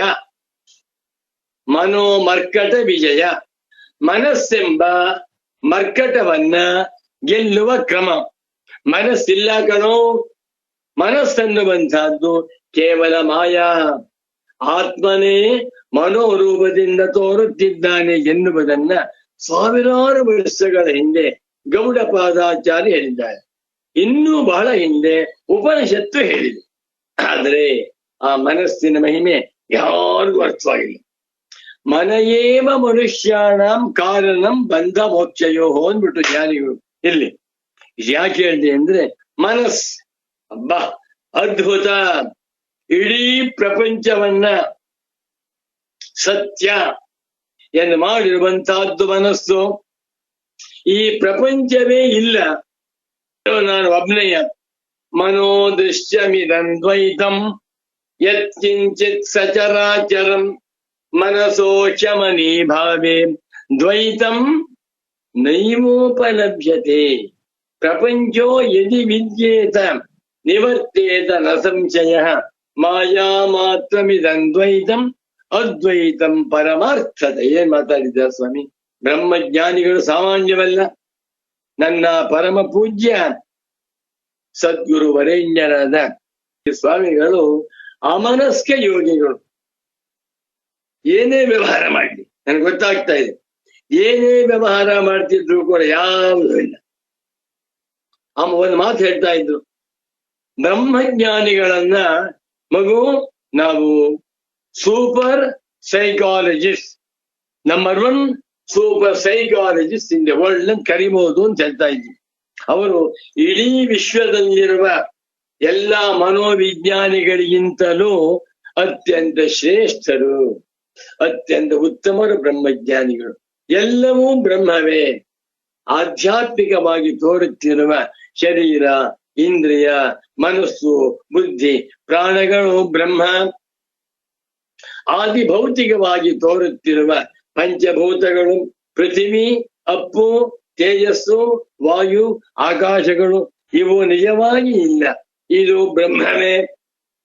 ಆದಿ ದೈವಿಕವಾಗಿ ಸೂರ್ಯ, ಚಂದ್ರ, ನಕ್ಷತ್ರಗಳು, ಗ್ರಹಗಳು, ಸೂರ್ಯಮಂಡಲ, ಗ್ಯಾಲಾಕ್ಸೀಸ್, ಮಿಲ್ಕಿ ವೇ ಎಲ್ಲವೂ ಬ್ರಹ್ಮವೇ. ಬ್ರಹ್ಮೈವೇದಂ ವಿಶ್ವಂ ಅನ್ನುವ ರಹಸ್ಯವನ್ನ ನಮ್ಮ ಮಹರ್ಷಿಗಳು ಸಾವಿರಾರು ವರ್ಷಗಳ ಹಿಂದೆ ಅರ್ಥ ಮಾಡ್ಕೊಂಡು ತಿಳಿಸಿದ್ದಾರಪ್ಪ. ಆ ಮಹರ್ಷಿಗಳನ್ನ ಅರ್ಥ ಮಾಡಿಕೊಳ್ಳುವುದೇ ವೇದಾಂತ ಅಂತ ಹೇಳ್ತಾ ಇದ್ದ. ಭಗವಾನ್ ಶಂಕರರು 16ನೇ ವಯಸ್ಸಿನ ಒಬ್ಬ ಬಾಲಕ ಆ ಬ್ರಹ್ಮಸೂತ್ರ ಬರೆದಿರುವುದನ್ನು ನೋಡ್ಬಿಟ್ರೆ that is the 8th wonder of the world ಅಂತ ಹೇಳ್ಬೇಕು. ಅದು ಅರ್ಥ ಮಾಡ್ಕೊಳ್ಳುವಂತ ಯೋಗ್ಯತೆ ಬೇಕಷ್ಟೇ ನಮ್ಗೆ. ಮನೋನಾಹಮಹಂ, ನಾನು ಮನಸ್ಸಲ್ಲ, ಅಲ್ಲ, ಮನಸ್ಸೆಂಬುದು ಇಲ್ಲವೇ ಇಲ್ಲ. ಅಹಂ ದೇವ, ನಾನು ಏಕೋ ದೇವ, ಸರ್ವಭೂತೇಷು ಗೂಢ, ಸರ್ವವ್ಯಾಪಿ, ಸರ್ವಭೂತಾಂತರಾತ್ಮ, ಕರ್ಮಾಧ್ಯಕ್ಷ, ಸರ್ವಭೂತಾಧಿವಾಸ, ಸಾಕ್ಷಿ, ಚೇತ, ಕೇವಲೋ. ಏನ್ ಸ್ವಾಮಿ ಇದು? ಶ್ವೇತಾಶ್ಚತುರ್ವರು ಮಂತ್ರ. ಆತ್ಮನ ಹೆಸರು ದೇವ, ದಿವ್ಯತೀತಿ ದೇವ, ಸ್ವಯಂ ಜ್ಯೋತಿ ಸ್ವರೂಪನಾಗಿದ್ದಾನೆ. ಸೂರ್ಯನಿಗೂ ಸೂರ್ಯನಾಗಿ, ನಕ್ಷತ್ರಗಳಿಗೂ ನಕ್ಷತ್ರವಾಗಿ ಇರುವಂತಹ ಆತ್ಮನಿಗೆ ಬ್ರಹ್ಮ ಅಂತದು. ಆ ಬ್ರಹ್ಮ ಯಾರು? ತತ್ವಮಸಿ. ಆ ಬ್ರಹ್ಮ ನೀನೇ ಆಗಿದ್ದೀಯ, ಅರ್ಥ ಮಾಡ್ಕೊಂಡಿಲ್ಲ. ಅಜ್ಞಾನಕ್ಕೆ ವಶನಾಗಿ ಬಿಟ್ಟು ಬ್ರಹ್ಮ ಸ್ವರೂಪನೇ ಆಗಿರುವಂತಹ ಜೀವಾತ್ಮ ಸಂಸಾರ ದುಃಖ ಕೂಪದಲ್ಲಿ ಬಿದ್ದುಬಿಡಿ. ಇವನು ಎತ್ತಬೇಕಾದ್ರೆ ಅನಾದಿಮಾಯ ಸುಪ್ತ ಯದಾ ಜೀವ ಪ್ರಬುದ್ಧತೆ ಅಜಂ ಅನಿದ್ರಂ ಅಸ್ವಪ್ನಂ. ಬಾ ಎಲ್ಲ ಹೇಳ್ತಾ ಇದ್ರು ಪೂಜ್ಯರಾದ ಸದ್ಗುರುಗಳು, ಬಾ ಮಹಾತ್ಮರು, ತಪಸ್ವಿಗಳು, ಸಂತ ಶ್ರೇಷ್ಠರು, ಭಾಗವತೋತ್ತಮರು, ಬ್ರಹ್ಮಜ್ಞಾನಿಗಳು ಅತ್ಯಂತ ಸರಳ ಸುಂದರ ಮೂರ್ತಿಗಳು. ಜೊತೆಯಲ್ಲಿ ಇದ್ರು ಏನೋ ಒಂದು ಆನಂದ. ಊಟ ಬೇಡ, ತಿಂಡಿ ಬೇಡ, ನಿದ್ದೆ ಬೇಡ, ಗುರು ಹತ್ರ ಇಲ್ವ ನೋಡ್ತಾ ಇದ್ರೆ ಅದೇ ಒಂದು ಆನಂದ. ಅಂತ ಮಹಾತ್ಮರು ಸ್ಮರಣೆ ಮಾಡೋಣ. ನಾನು ಮನಸ್ಸಾಕ್ಷಿ, ಮನಸಃ ಸಾಕ್ಷಿ, ಮನಸ್ಸಾಕ್ಷಿ, ಮನಸ್ಸಿಗೆ ನಾನು ಸಾಕ್ಷಿಯಾಗಿದ್ದೀನಿ. I am the changeless witnessing consciousness of all the mental modifications, mental aberrations, mental changes. ಗುರುಗಳ ಮಾತು. ನಾನು ಯಾರು ಅಂದ್ರೆ ಮನಸ್ಸಿನಲ್ಲಿ ಉಂಟಾಗುತ್ತಿರುವ ಎಲ್ಲ ವಿಕಾರಗಳನ್ನು ನಿರ್ವಿಕಾರನಾಗಿ ಬೆಳಗುತ್ತಿರುವ ಆತ್ಮನೇ ನಾನು. ಎಷ್ಟು ಸಿಂಪಲ್. ಜಾತಿ, ಮಡಿ, ಮೈಲಿಗೆ, ಪುಣ್ಯ, ಪಾಪ ಯಾವ ಎನ್ನಿಬಿಡಿ. ಸಯೋಹಮೈ ತತ್ಪರಮಂ ಬ್ರಹ್ಮ ವೇದ ಬ್ರಹ್ಮೈವ ಭವತಿ. ಯಾರೇ ಆಗಿರ್ಬೋದು, 1,000 ಕೋಟಿ ಮಾನವರಲ್ಲಿ ಯಾರು ಬೇಕಾದ್ರೂ ಆಗಿರೋರು, ಇದನ್ನು ತಿಳ್ಕೊಂಡ್ಬಿಟ್ರೆ ಅವನೇ ಬ್ರಹ್ಮಸ್ವರೂಪ. ಮನಸ್ಸಾಕ್ಷಿ ಯಾರು? ನಾನು ಮನಸ್ಸಲ್ಲ. ಈ ಮನಸ್ಸು ಜುಜಿಬಿ, ಪೆಟ್ಟಿ ಮೈಂಡ್. ಯಾವ ಮನಸ್ಸು ವ್ಯಾವಹಾರಿಕ ದೃಷ್ಟಿಯಿಂದ ಪ್ರಶಸ್ ಅಂತ ಹೇಳಿದ್ವೋ, ವಂಡರ್ಫುಲ್ ಅಂತ ಹೇಳಿದ್ವೋ, ಅದ್ಭುತ ಅಂತ ಹೇಳಿದ್ವೋ, ಆ ಮನಸ್ಸು ಆತ್ಮನ ದೃಷ್ಟಿಯಿಂದ ಪೆಟ್ಟಿ, ಅತ್ಯಂತ ಜುಜುಬಿ. ಯಾಕೆ? ಆತ್ಮನ ಮುಂದೆ ನ ತತ್ರ ಸೂರ್ಯೋ ಭಾತಿ ನ ಚಂದ್ರ ತಾರಕಂ ನೇಮಾ ವಿದ್ಯುತೋ ಭಾಂತಿ ಕುತೋ ಯಮಗ್ನಿ. ಏನ್ ಮಂತ್ರ ಅದು? ಸೂರ್ಯ ಪ್ರಪಂಚವನ್ನೆಲ್ಲ ಬೆಳಗ್ತಾ ಇದ್ದಾನೆ. ಸೂರ್ಯನಿಗೆ ಸಮಾನವಾಗಿರುವಂತಹ ಗ್ರಹವೇ ಇಲ್ಲ. ಸೂರ್ಯನಿಗೆ ಹೆಸರು ಗ್ರಹರಾಜ, ಸೂರ್ಯನಿಗೆ ಹೆಸರು ಪ್ರಕಾಶ ರಾಜ, ಸೂರ್ಯನಿಗೆ ಹೆಸರು ದೀಪರಾಜ. ಹೌದಾ? ಪ್ರಪಂಚವನ್ನೆಲ್ಲ ಬೆಳಗ್ತಾ ಇದ್ದ ಇಂಥ ಸೂರ್ಯ ಆತ್ಮರ ದೃಷ್ಟಿಯಿಂದ ಒಂದು ಜುಜುಬಿ. ಯಾಕೆ? ಬಂಡವಾಳ ಇಲ್ಲ. ಆ ಸೂರ್ಯನಿಗೆ ಪ್ರಕಾಶಕತ್ವ, ದೀಪತ್ವ, ಜ್ಯೋತಿಷ್ವ ಬಂದಿರುವಂತಹದ್ದು ನಿನ್ನಿಂದ ಕಣ ಮಗು. ನೀನೇ ಬ್ರಹ್ಮ. ಅರ್ಥ ಮಾಡ್ಕೋ. ಇಲ್ಲಿ ಅರ್ಥ ಮಾಡ್ಕೋ. ಗುರುಗಳವರು ತುಂಬಾ ಮಗು ಅರ್ಥ ಮಾಡ್ಕೊಪ್ಪ ಮಗು ಅಂತ ಹೇಳ್ತಾ ಇದ್ರು. ಅವರ ಕಾರುಣ್ಯ ನಾವು ಅರ್ಥ ಮಾಡ್ಕೋಬೇಕು. ಮನಸ್ಸಾಕ್ಷಿ ನಿಶ್ಚಯ. ನಾನು ಮನಸ್ಸಿಗೂ ಸಾಕ್ಷಿಯಾಗಿದ್ದೇನೆ ಎನ್ನುವ ನಿಶ್ಚಯ ಜ್ಞಾನ ಉಂಟಾಗಿ ಬಿಟ್ಟರೆ ಮನಸ್ಸಿನ ಧರ್ಮಗಳಾಗಿರುವ ಶೋಕ ಮತ್ತು ಮೋಹ. ಶೋಕ ಬೇಕಾದ ಶೋಕ ಮನಸ್ಸೇ ಅಲ್ವಲ್ಲ. ನಮ್ಮನೆ ಪಕ್ಕದಲ್ಲೊಬ್ರಿದ್ದಾರೆ, ನಮಗೆ ಶತ್ರುಗಳು, ಯಾವಾಗಲೂ ತೊಂದರೆ ಕೊಡ್ತಾ ಇರ್ತಾರೆ. ಅವರ ಮನೆಯಲ್ಲಿ 1,000 ದುಃಖ ಇದೆ. ನನ್ಗೇನಾಯ್ತು? ಪಕ್ಕದ ಮನೇನೆ. ಎಷ್ಟೇ ದುಃಖವಿದ್ದರೂ ಐ ಆಮ್ ನಾಟ್ ಕನ್ಸರ್ನ್ಡ್. ನನಗೂ ಆ ದುಃಖಕ್ಕೆ ಸಂಬಂಧ. ಮನಸ್ಸು ಬಹಳ ಹತ್ರ ಇದೆ. ಮನಸ್ಸು ಆತ್ಮನಿಗೆ ತುಂಬಾ ಸಮೀಪವಾಗಿದೆ. ಶರೀರಕ್ಕಿಂತಲೂ, ಇಂದ್ರಿಯಗಳಿಗಿಂತಲೂ, ಪ್ರಾಣಕ್ಕಿಂತಲೂ ಅತ್ಯಂತ ಸಮೀಪತಮವಾದದ್ದು ಮನಸ್ಸು. ಆದ್ರೆ ಸಮೀಪತಮ ಅಂದ್ರೇನು? ನಾನಲ್ಲ ಅಂತ ಅರ್ಥ. ತುಂಬಾ ಹತ್ತಿರದಲ್ಲಿರ್ತಾರೆ ಅಂದ್ರೆ ಅವರಲ್ಲ ಅಂತ ಅರ್ಥ. ಇದು ಗುರುಗಳು ಒಳ್ಳೆ ಉದಾಹರಣೆ ಕೊಟ್ಟಿದ್ರು. ಬಹಳ ರಸಿಕರು ಗುರುಗಳು, ಬುದ್ಧಿವಂತರು ಹೌದು. 90 ಯೋಚನೆ ಮಾಡಿ. ಅವರು ಬ್ರಹ್ಮಚರ್ಯಾಶ್ರಮ, ಗೃಹಸ್ಥಾಶ್ರಮ, ವಾನಪ್ರಸ್ಥಾಶ್ರಮ, ಸನ್ಯಾಸಾಶ್ರಮ ಎಲ್ಲವನ್ನೂ ನೋಡ್ಬಿಟ್ಟ. ವ್ಯವಹಾರದಲ್ಲಿ ಹೋಟ್ಲಿಗೂ ಹೋಗ್ತಾ ಇದ್ರು, ಪೂರ್ವಾಶ್ರಮದಲ್ಲಿ ಸಿನಿಮಾ ನೋಡಿದ್ರು, ಎಲ್ಲ ವೇದಾಂತಿಗಳಾಗಿ, ಪರಮಹಂಸ ಪರಿವ್ರಾಜಕರಾಗಿ, ಜೀವನ್ಮುಕ್ತರಾಗಿ, ಮೋಕ್ಷ ಸ್ವರೂಪವಾಗಿದ್ದಂಥ ಮಹಾತ್ಮರು. ಒಂದು ಒಳ್ಳೆ ಉದಾಹರಣೆ ಕೊಟ್ಟು ಜ್ಞಾಪಕ ಬಂದ್ಬಿಡ್ತೀವಾಗ. ಅದು ಜ್ಞಾಪಕ ಬರಬೇಕು ಅಂತ ಹೇಳ್ಬೇಕಷ್ಟೆ. ಒಬ್ಬ ರಾಜ ಇದ್ದಾನೆ. ಹಿಂದಿನ ಕಾಲದ ಮಾತು. ರಾಜ ದೊಡ್ಡ ಶ್ರೀಮಂತ, ಬೇಕಾದಷ್ಟು ಅನುಕೂಲ ಇದೆ. ಅವ್ರ ಹತ್ತಿರದಲ್ಲಿ ತುಂಬಾ ಜನ ಇದೆ.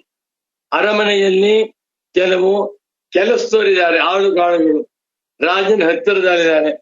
ಅವ್ರು ದಿನ ರಾಜನ ನೋಡ್ತಾರೆ, ಅವ್ರು ಅಷ್ಟೇ ಭಾಗ್ಯ. ಇನ್ ಕೆಲವರು ರಾಜನ ಹತ್ತಿರದಲ್ಲಿ ಕ್ಲರ್ಕ್ಸ್ ಆಗಿದ್ದಾರೆ, ಕ್ಲರಿಕಲ್ ಪೋಸ್ಟ್ ಕೆಲಸ ಮಾಡ್ತಾರೆ. ಅವರು ದಿನಕ್ಕೆ 4 ಸಲ ರಾಜನ ನೋಡ್ತಾರೆ. ಮತ್ತೊಬ್ಬ ಮಂತ್ರಿ ಅಂತಿದ್ದಾನೆ, ಮಂತ್ರಿ ರಾಜನ ಹತ್ತಿರದಲ್ಲೇ ಇರ್ತಾನೆ ಯಾವಾಗ. ಇನ್ನೊಬ್ಬ ವಿದೂಷಕ ಅಂತಿರ್ತಾರೆ, ರಾಜನಿಗೆ ಏನಾದ್ರೂ ಬೇಜಾರಾದ್ರೆ ತಮಾಷೆ ಮಾಡೋದು, ಸಂತೋಷ ಪಡಿಸೋದು. ರಾಣಿ ಅಂತ ಒಬ್ಬಳಿದ್ದಾಳೆ, ರಾಣಿ ರಾಜನ ಹತ್ತಿರವೇ ಇರ್ತಾಳೆ. ರಾಜನಿಗೆ ಊಟ ಮಾಡಿಸ್ತಾಳೆ, ರಾಜನಿಗೆ ಸ್ನಾನ ಮಾಡಿಸ್ತಾಳೆ, ರಾಜನಿಗೆ ತಿಲಕ ಇಡ್ತಾಳೆ. ಗಂಡನೂ ಹೌದು, ರಾಜನೂ ಹೌದು. ಆ ಪತ್ನಿ ರಾಣಿ ರಾಜ ಹತ್ತಿರದಲ್ಲೇ ಇದ್ದಾಳೆ, ಸಂತೋಷ. ಇಷ್ಟಾದರೂ ಯಾರು ರಾಜನಲ್ಲ. ರಾಣಿ ರಾಜನ ಹತ್ತಿರದಲ್ಲೇ ಇದ್ದಾಳೆ, ಆದರೆ ರಾಣಿ ರಾಜನ ಅಲ್ಲ. ವಿದೂಷಕ ಹತ್ತಿರದಲ್ಲೇ ಇದ್ದಾನೆ, ಮಂತ್ರಿ ಸಮೀಪದಲ್ಲೇ ಇದ್ದಾನೆ, ಆದರೆ ಯಾರೂ ರಾಜನಲ್ಲ. ಅದೇ ರೀತಿಯಲ್ಲಿ ಮನಸ್ಸು ತುಂಬಾ ಹತ್ತಿರ, ಆತ್ಮನ ಹತ್ತಿರದಲ್ಲಿ ಅರ್ಥವೇನು? ಮನಸ್ಸು ಆತ್ಮನಲ್ಲ. ಇದನ್ನ ಅರ್ಥ ಮಾಡ್ಕೊಪ್ಪ ಮಗು. ನೀನು ಮನಸ್ಸಿಗೆ ಒಡೆಯ, ಮನಸ್ಸಿಗೆ ರಾಜ, ಮನಸ್ಸಿಗೆ ನೀನೇ ಸ್ವಾಮಿ. ಮನಸ್ಸು ನಿನ್ನ ಅಧೀನವಾಗಿದೆ ಅಂತ ತಿಳ್ಕೊ. ಮನಸ್ಸಾಕ್ಷಿ ಅಹಮಸ್ಮಿ, ನಾನು ಮನಸ್ಸಿಗೆ ಸಾಕ್ಷಿಯಾಗಿದ್ದೇನೆ ಅಂತ ನಿಶ್ಚಯಾತೆ. ನಿಶ್ಚಯ ಅಂದ್ರೇನು? ಅನುಭವ. ನಾನು ಮನಸ್ಸಲ್ಲ, ಮನಸ್ಸನ್ನ ಬೆಳಗುತ್ತಿರುವ, ಮನಸ್ಸನ್ನು ಅಧೀನ ಮಾಡಿಕೊಂಡಿರುವ, ಮನಸ್ಸಿನ ವಿಕಾರಗಳನ್ನ ನಿರ್ವಿಕಾರನಾಗಿ ಬೆಳಗುತ್ತಿರುವ ಆತ್ಮನೇ ನಾನು ಅಂತ ತಿಳ್ಕೊಂಡ್ಬಿಟ್ರೆ, ಮನಸ್ಸಿಗೆ ಸಂಬದ್ಧವಾಗಿರುವ, ಮನಸ್ಸಿಗೆ ಸಂಬಂಧಪಟ್ಟಿರುವ ಶೋಕ, ಮೋಹ, ರಾಗ, ದ್ವೇಷ, ಭಯ, ಆಶ್ಚರ್ಯ, ಕಾಮ, ಕ್ರೋಧ ಯಾವ ಗುಣ ಧರ್ಮಗಳು ನನಗೆ ಇಲ್ಲ. ಯಾಕೆ? ನಾನು ಮನಸ್ಸಲ್ವಲ್ಲ. ಒಬ್ಬ ಮಂತ್ರಿ ಇದ್ದಾನೆ, ಆ ಮಂತ್ರಿಗೆ ಏನೋ ತೊಂದರೆ ಆಯ್ತು, ರಾಜನ್ಗೆ ಏನಾಯ್ತು? ಆ ಮಂತ್ರಿಗೆ ಏನೋ ಬಹಳ ಅನುಕೂಲವಾಯ್ತು, ರಾಜನ್ಗೆ ಏನಾಯ್ತು? ರಾಜನಿಗೆ ಸಂಬಂಧಪಟ್ಟಿರುವ ದೂರದಲ್ಲಿರುವಂತಹ ವ್ಯಕ್ತಿ ಮಂತ್ರಿ ರಾಜನಲ್ಲ, ರಾಜ ಮಂತ್ರಿಯೂ ಅಲ್ಲ. ಅದೇ ರೀತಿ ಮನಸ್ಸು ಅತ್ಯಂತ ಶ್ರೇಷ್ಠವಾಗಿರುವ, ಅತ್ಯಂತ ಉತ್ಕೃಷ್ಟವಾಗಿರುವ, ಅತ್ಯಂತ ಅಮೂಲ್ಯವಾಗಿರುವಂತಹ ಒಂದು ಕರ್ಣವೇ ಹೊರತು ನಾನು ಮನಸ್ಸಲ್ಲ ಅಂತ ತಿಳ್ಕೊಂಡ್ಬಿಟ್ರೆ ಶೋಕ ಮೋಹಾಪಹಾರಿ ಸ್ಯಾತಿ. ಅವನೇ ಬ್ರಹ್ಮಜ್ಞಾನಿ, ಅವನಿಗೆ ಶೋಕ ಮೋಹ ಅಪಹಾನಿ. ಅಪಹಾನಿ ಅಂದ್ರೇನು? ನಾಶ. ಶೋಕವೂ ಇಲ್ಲ, ಮೋಹವೂ ಇಲ್ಲ ಎಂದು ವೇದಾಂತ ಡಿಂಡಿಮಃ. ಗುರು ವಾಕ್ಯ ವಜ್ರವತಿ ತಥಾ ಮನಸಃ ವಿವೇಕಾತ್ ತತ್ಸಾಕ್ಷಿಣಃ ಶೋಕ ಮೋಹಯೋ ಉಭಯ ಹಾನಿ ಯಹ ಸ್ಯಾತ್. ಅತ್ರ ಮನೋ ನಾಮ ಸಂಕಲ್ಪ ವಿಕಲ್ಪಾತ್ಮಿಕ ಅಂತಃಕರಣ. ಮನಸ್ಸೇನು? ಸಂಕಲ್ಪ ವಿಕಲ್ಪಗಳನ್ನ ಮಾಡುತ್ತಿರುವ ಅಂತಃಕರಣದ ಒಂದು ವೃತ್ತಿ ಅಂದ್ಬಿಟ್ಟು ಏಷನಾಮಪಿ ಮನೋ, ಏಷಣಗಳು ಆತ್ಮನಿಗೆ ಇಲ್ಲ ಅಂತ ತಿಳ್ಕೊಂಡ್ರೆ. ಕಾಮ ಸಂಕಲ್ಪ ವಿಚಿಕಿತ್ಸ ಶ್ರದ್ಧಾ ಅಶ್ರದ್ಧಾ ಧೃತಿ ಅಧೃತಿ ಹ್ರೀಹಿ ಧೀಹಿ ಭೀಹಿ ಇತ್ಯೇತತ್ ಸರ್ವಂ ಮನ ಏವ. ಮನಸ್ಸಿನ ಸಂಸಾರ ಕಾಮ ಸಂಕಲ್ಪ ಸಂಶಯ ಶ್ರದ್ಧಾ ಅಶ್ರದ್ಧಾ ಧೈರ್ಯ ಆಮೇಲೆ ಅಧೃತಿ ಹ್ರೀಹಿ ಭೀಹಿ ಕ್ರೀ ಎಲ್ಲವೂ ಮನಸ್ಸು. ಯಾವುದು ನನಗೆ ಸಂಬಂಧಪಟ್ಟಿಲ್ಲ. ಯಾಕೆ? ನಾನು ಮನಸ್ಸಾಕ್ಷಿಯಾಗಿದ್ದೇನೆ ಎಂದು ತಿಳಿದುಕೊಳ್ಳಬೇಕು ಎಂದು ವೇದಾಂತ ಡಿಂಡಿಮ. ಈಗ 41ನೇ ಶ್ಲೋಕದ ಮೊದಲನೇ ಚರಣದಲ್ಲಿ ಹೇಳಿರುವ ಷಣ್ಣಿಹತ್ಯ ಅರ್ಥ ಇದೆಯಾ? 6 ಷಡೂರ್ಮಿಗಳನ್ನ ನೀನು ಬಿಟ್ಬಿಡುವುದು. ಯಾವ್ಯಾವುದು? ಶರೀರದ ಧರ್ಮವಾಗಿರುವ ಜನ್ಮ ಮರಣ, ಪ್ರಾಣದ ಧರ್ಮವಾಗಿರುವ ಹಸಿವು, ಬಾಯಾರಿಕೆ ಮನಸ್ಸಿನ ಧರ್ಮವಾಗಿರುವ ಶೋಕ ಮೋಹಗಳು ಇದ್ಯಾವುದು ನನಗೆ ಸಂಬಂಧಪಟ್ಟಿಲ್ಲ ಅಂತ ತಿಳ್ಕೊಂಡ್ರೆ ನೀನು ಆತ್ಮಜ್ಞಾನವನ್ನ ಪಡೆದು ಮೋಕ್ಷವನ್ನ ಹೊಂದುತ್ತೀಯ. ಇದು ಸುಲಭವೇ ಕಷ್ಟವೇ ಅಂದ್ರೆ ತುಂಬಾ ಸುಲಭ, ತುಂಬಾ ಕಷ್ಟ. ಯಾರಿಗೆ ಮೋಕ್ಷ ಬೇಕಾಗಿದೆಯೋ ಆ ಮೋಕ್ಷ ಏನು ಮೂಟೆ ಹೊರುವುದಲ್ಲ, ಬಂಡಲ್ ಹೊರುವುದಲ್ಲ. ನನ್ನ ಮನೆಯಲ್ಲಿ ಪುಸ್ತಕದ ಬಂಡ್ಲಿದೆ. ಯಾರಾದ್ರೂ ಬಂದ್ರೆ ಆ ಪುಸ್ತಕ ಬಂಡ್ಲ ನೋಡ್ತಾರೆ, ಏನ್ ಸ್ವಾಮಿ ಇಷ್ಟೊಂದು ಬಂಡಿದೆಯಲ್ಲ ಅಂತಾರೆ. ಎತ್ತಕ್ಕೆ ನನ್ನಿಬ್ರು ಬಂದಿದ್ರು, ಎತ್ಬಿಟ್ಟು ಸ್ವಾಮಿ ನಮ್ಗೆ ಎತ್ತಕ್ಕೆ ಹೇಗೆ ಎತ್ತೀರಾ ನೀವು ಒಂದು ಹೇಳ್ದೆ. ಇಂಥ ಬಂಡಲ್ಗಳನ್ನ ಇವತ್ತಿನವರೆಗೆ ನಾನು 3600 ಬಂಡ್ಲು ಎತ್ತಿದ್ದೀನಿ. ಹಿಂದೆ 3600 ಬಂಡ್ಲು, ಒಂದ್ ಬಂಡ್ಲು ಎತ್ತಕ್ಕೆ ಇವಾಗ ವಯಸ್ಸಾಗಿ ಶರೀರ ಆಗ್ತಾ ಇಲ್ಲ, ಎತ್ತಬೇಕು. ಹಾಗೆ ಎತ್ತಬೇಕಾಗ್ತಿಲ್ಲ. ಬಂಡಲನ್ನ ಎತ್ತುವ ಕೆಲಸವಲ್ಲ. ಇನ್ನು ದಾನ ಮಾಡಪ್ಪ, 1 ಲಕ್ಷ ದಾನ ಮಾಡು ಅಂದ್ರೆ ನಾಳೆಯಿಂದ ಉಪನ್ಯಾಸಕ್ಕೆ ಬರಬೇಕು. 100 ಜನ ಉಪನ್ಯಾಸಕ್ಕೆ ಬರ್ತಾ ಇದ್ದೀರಾ, ನಾಳೆಯಿಂದ ನಮಗೆ ಒಬ್ಬೊಬ್ರು ದಯವಿಟ್ಟು 10 ರೂಪಾಯಿ ಕೊಡ್ಬೇಕು ಅಂದ್ಬಿಟ್ರೆ ಯಾರು ಉಪನ್ಯಾಸಕ್ಕೆ ಬರುವುದಿಲ್ಲ. ನಾ ಯಾವತ್ತೂ ಹೇಳುವುದು ಇಲ್ಲ, ನಂಗೆ ದುಡ್ಡೇ ಬೇಡ, ಬೇಕಾದ್ದೇನು ಕಿವಿ. ಆದ್ದರಿಂದ ಇಂಥ ವಿಚಾರವನ್ನ ವಿವೇಕದಿಂದ ನಿಶ್ಚಯದಿಂದ ಅರ್ಥ ಮಾಡಿಕೊಂಡರೆ ಆತ್ಮಜ್ಞಾನಿಗಳಾಗಿ ಮುಕ್ತರಾಗುತ್ತಾರೆ ಎಂದು ವೇದಾಂತ ದಿಂಡಿಮ ಸಾರ್ತಾ ಇದೆ ಎಂಬಲ್ಲಿಗೆ ಇವತ್ತಿನ ವೇದಾಂತ ದಿಂಡಿಮ ಪ್ರವಚನವನ್ನ ಸಂಪನ್ನಗೊಳಿಸುತ್ತಿದ್ದೇನೆ. ನಮೋ ನಮಃ ಸದ್ಗುರು ಪಾದುಕಾಭ್ಯಾಂ. ವೇದಾಂತ ದಿಂಡಿಮೋಸ್ತತ್ವಂ ಏಕಮುದ್ಘೋಷಯಂತಿ ಯತ್ ಆಸ್ತಾಂ ಪುರಸ್ತಾತ್ ತತ್ತೇಜೋ ದಕ್ಷಿಣಾಮೂರ್ತಿ ಸಂಹಿತಂ. ನಮೋ ನಮಃ ಸಚ್ಚಿದಾನಂದೇಂದ್ರ ಸರಸ್ವತಿ ಸದ್ಗುರು ಪಾದುಕಾಭ್ಯಾಂ. ಓಂ ಶಾಂತಿ ಶಾಂತಿ ಶಾಂತಿ.